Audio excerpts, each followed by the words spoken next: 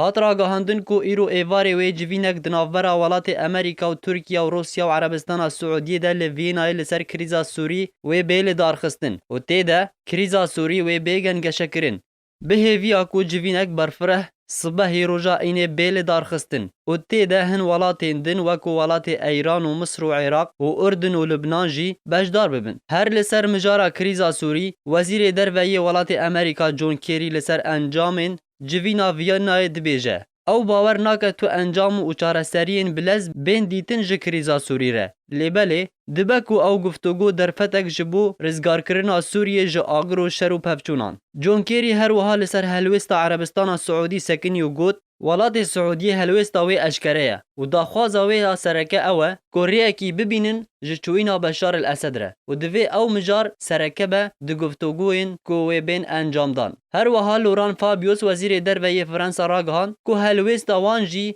diyar e û got ew li gel hevalbendên xwe yên welatên Ewropayê û welatên Erebî pêk hatine ku mijara serekeya wan di guftûgûyên Vîyenayê de ew e ku demek bê terxankirin li ser çûyîna Beşar el-Esed û dibêje eger dest bi gavên çara siyasî hat kirin divê li ser xaka Sûriyê ew biryar bên encamdan. Ji aliyekî din ve opozisyona Sûrî dibêje nabe baskî opozisyona Sûrî ya siyasî yan ya leşkerî di nav wan guftûgûyan de hazir nebe û dibêje ew nehatine daxwazkirin li ser beşdarkirina wan di civîna Vîyenayê de û ji aliyê xwe ve George Sabra endamê opozisyona Sûrî dibêje nexwestina opozisyona Sûrî li ser tevlîbûna civîna Vîyenayê dide diyarkirin ku civîna Vîyena tu encaman bi dest xwe ve naîne. Ew jî ji ber ku nûnerê ektîv yê gelê Sûriyê di nav wan de tune ne. Her wiha opozisyona Sûrî li ser beşdarbûna welatê Eyranê di civîna Vîyenayê de nerazî ne û dibêjin Eyran nabe krîza Sûrî gengeşe bike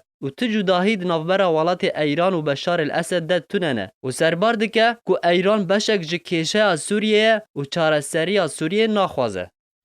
Zêd Hesen Ark